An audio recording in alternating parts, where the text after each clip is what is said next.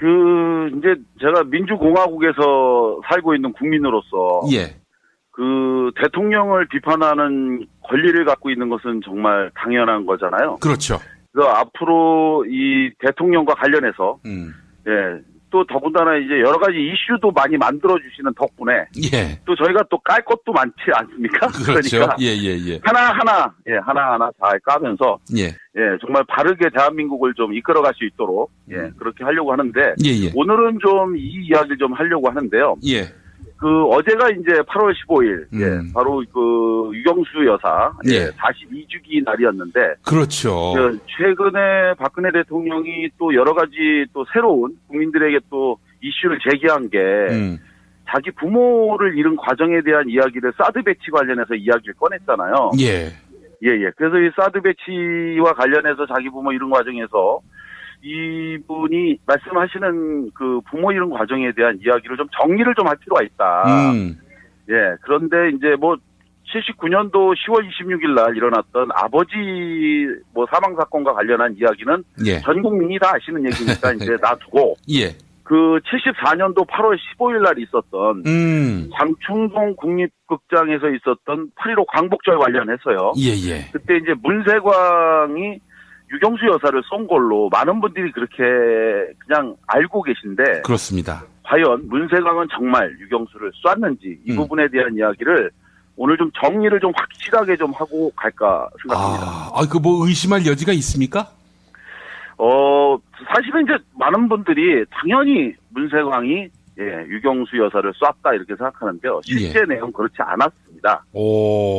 이것에 대해서 많은 논란이 있는데 문세광은 정말 누구를 쐈는지 먼저 문세광에 대해서 좀 간단하게 좀 정리를 해보면요. 제1교포는 아니고 조총련계이다. 이런 정도가 이제 우리 뇌리 속에 남아 있습니다.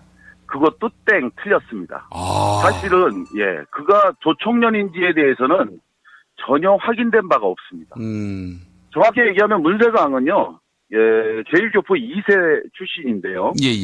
본적은 경상남도고 일본 오사카에서 태어나 일본에서 쭉 자랐죠. 그리고 많은 분들이 조총련으로 알고 있지만 실제로 문세광은 오사카 제1한국인 거류 민단 소속입니다. 그러니까 실제로는 대한민국 국적을 갖고 있는 민단 소속인데 이후에 이제 문세광을 체포했던 수사당국이 문세광에 대해서 공산주의 서적을 어려서부터 심취했고 그리고 72년도에 이른바 제1본 조선인 총연합회 약칭 조총련에 이제 포섭돼 갖고 그래서 이 사건을 일으켰다 이렇게 돼 있는데요. 실제로는 그렇지 않았습니다.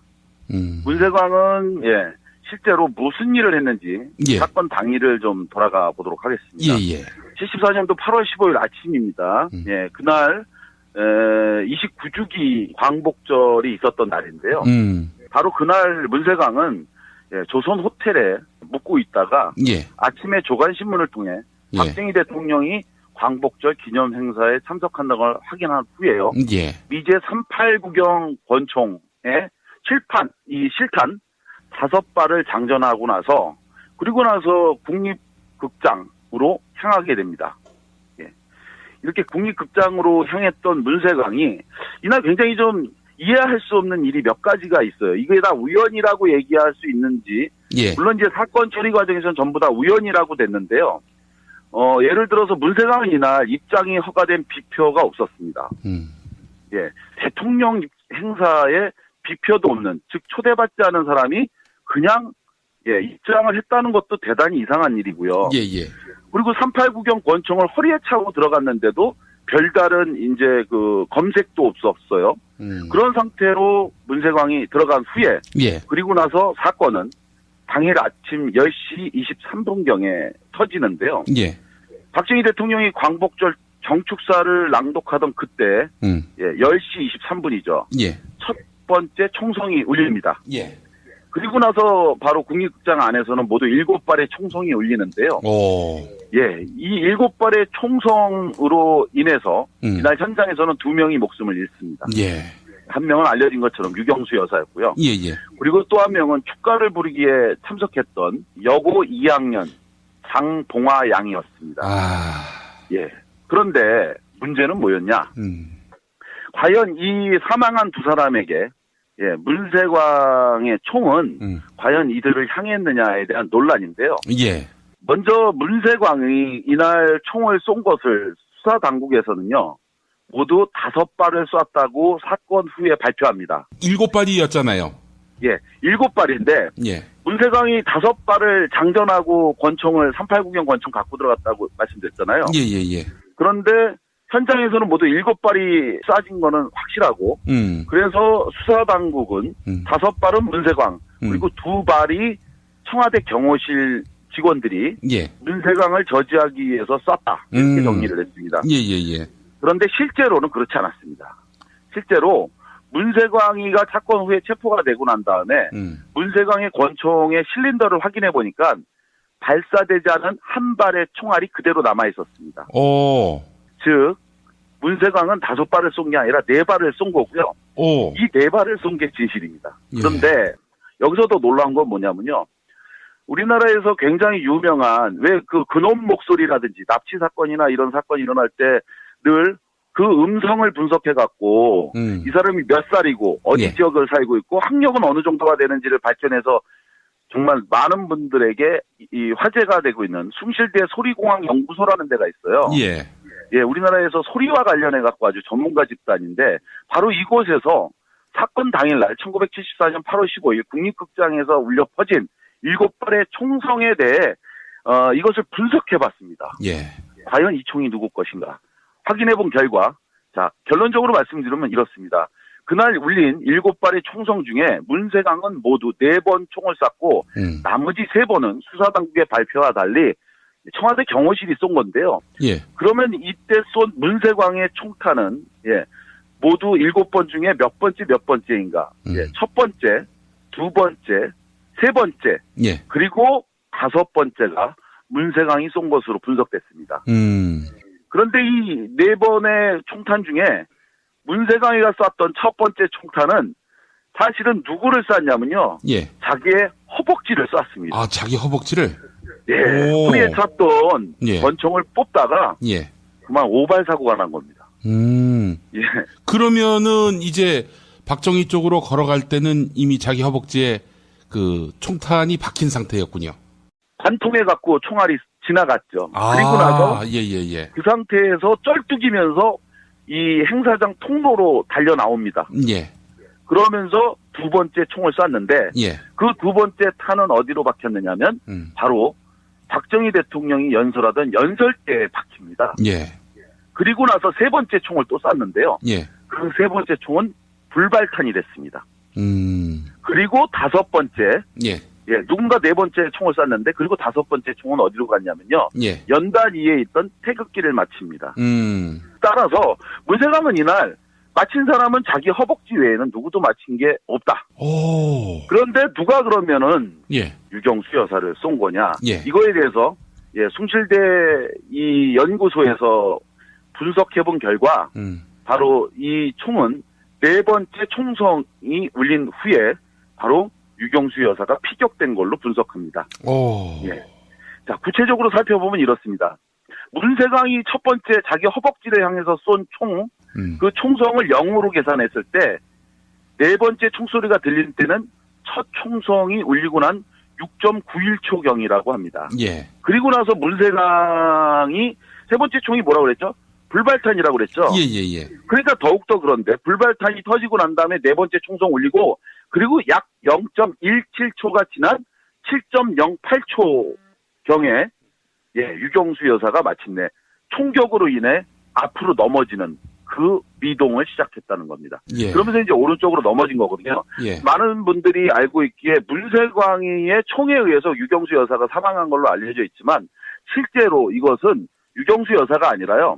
바로 문세광을 저지하기 위해서 문세광의 바로 뒤에 연단 밑에 있으면서 문세광의 바로 뒤에서 4번째 총을 쐈던 청와대 경호실 직원의 총알일 가능성이 매우 높다.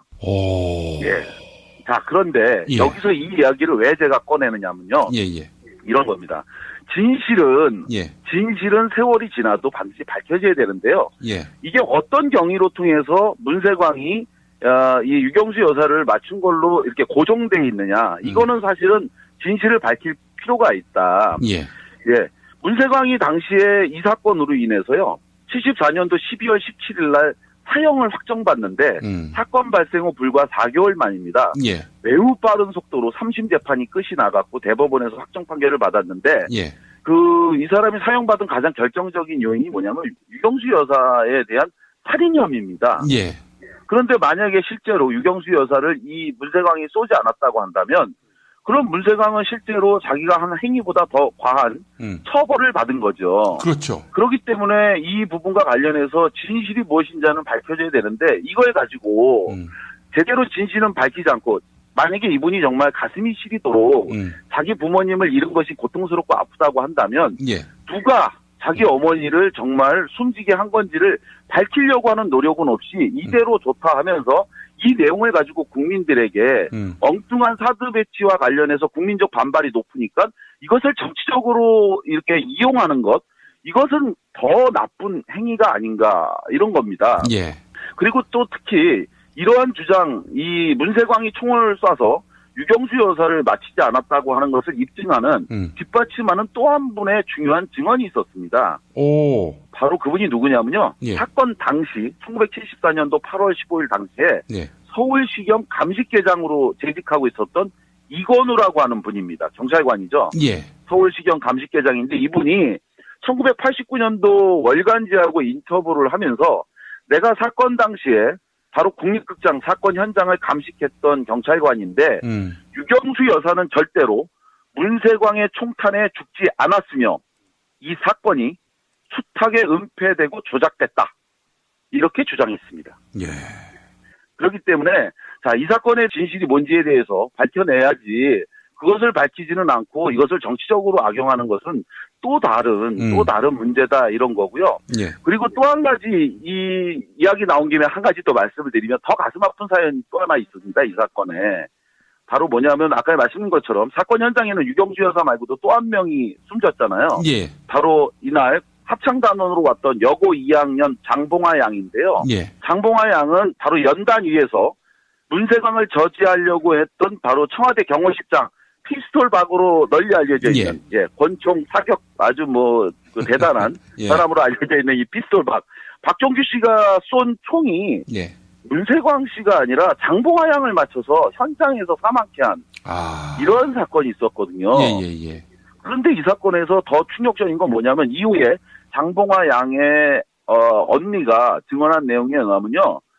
이 사건 이후에 장봉아 양은 국가로부터 아무런 배상도 받지 못했다고 합니다. 오. 영부인이 사망한 사건에 막 이게 엄청나게 사회가 소용돌이 치니까 배상을 요구하기 어려웠다. 그래가지고 결국은 요구하지 않으니까 국가 역시 아무것도 해주지 않았다. 이렇게 이제 이 사건이 굉장히 억울하게 묻혀 있는데 이런 부분들이 좀 바로 잡혀야 되고 마지막으로 또 한 가지 또 말씀드리면 이 사건이 지금도 논란이 많이 되고 있어요. 그러니까 당시에 박정희 정권에서는 이 사건이 북한 정권의 사주에 의해서 조총련의 조직원이었던 문세광이 저지른 범죄다 이렇게 얘기하는데 당시 일본은 전혀 다른 해석을 내놓고 있습니다.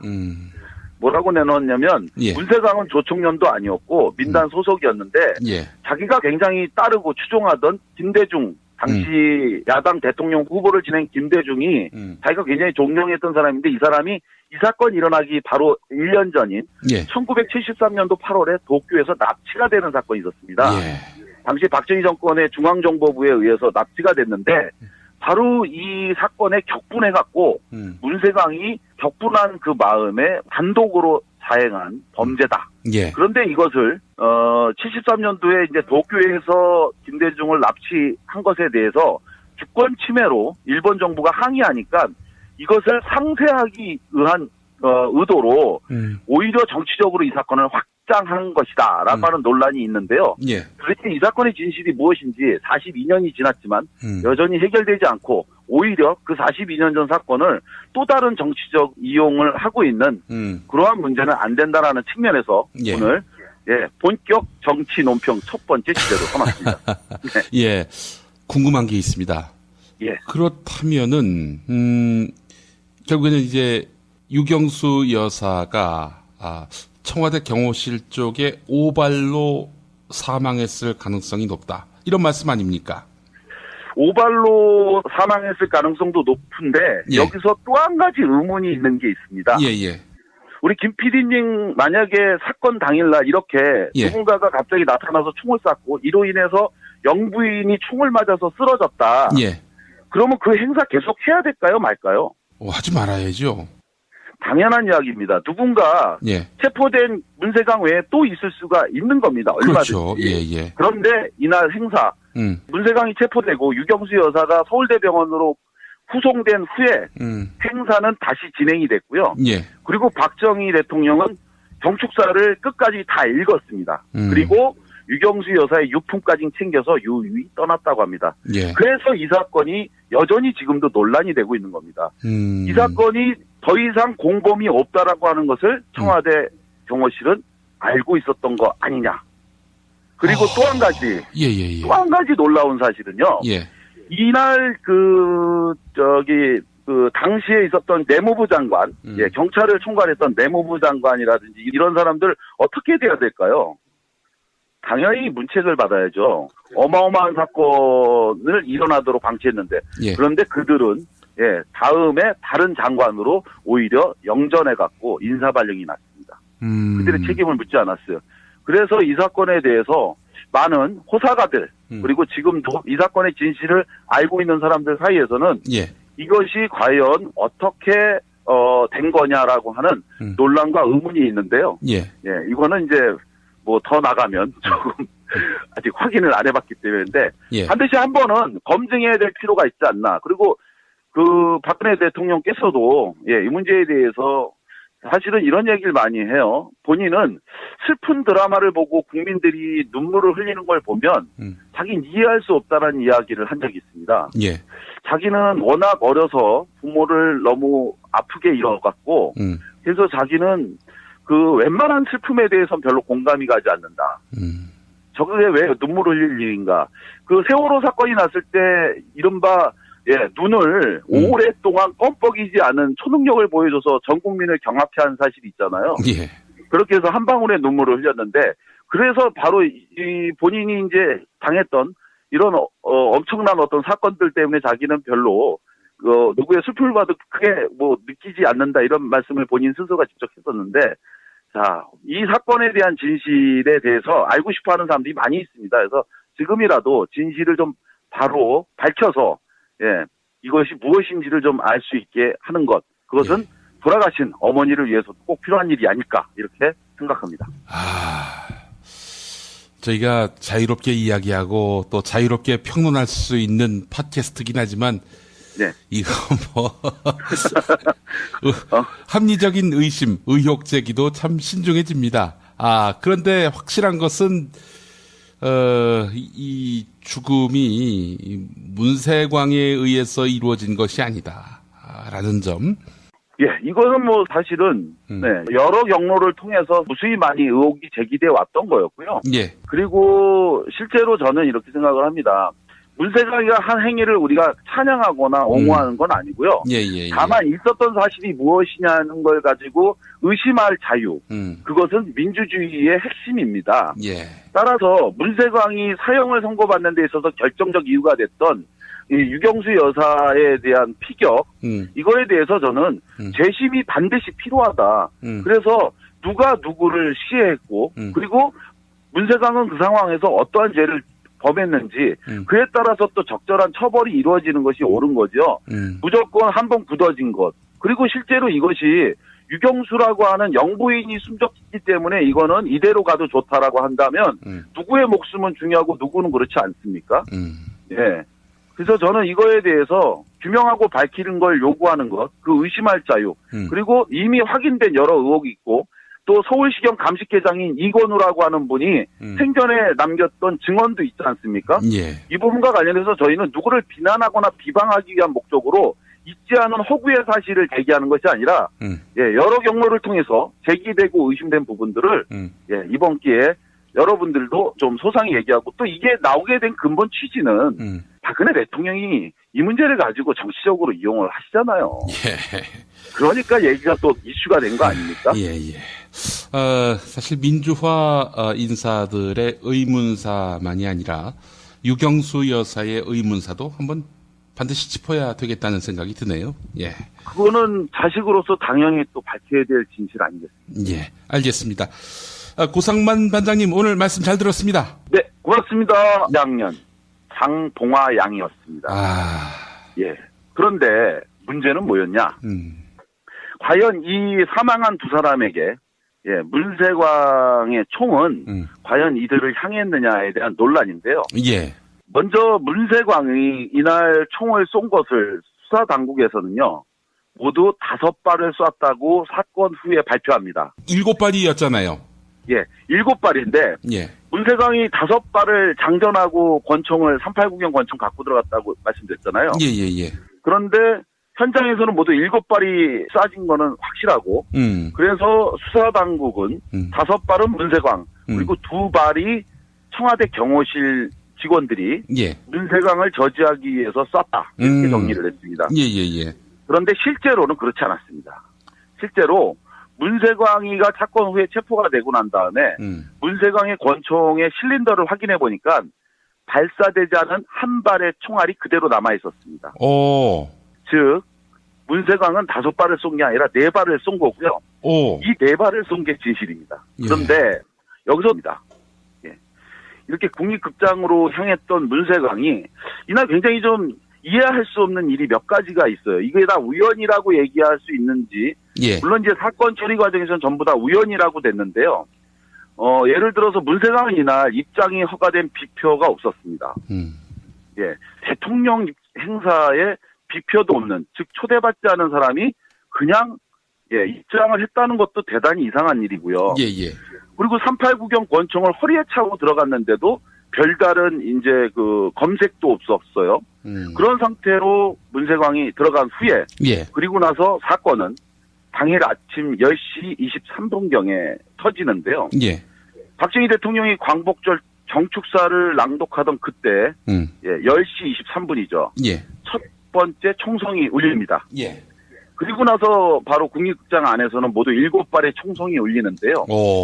이 7발의 총성으로 인해서 이날 현장에서는 2명이 목숨을 잃습니다. 한 명은 알려진 것처럼 유경수 여사였고요. 그리고 또 한 명은 축가를 부르기에 참석했던 여고 이암도고 일본 오사카에서 태어나 일본에서 쭉 자랐죠.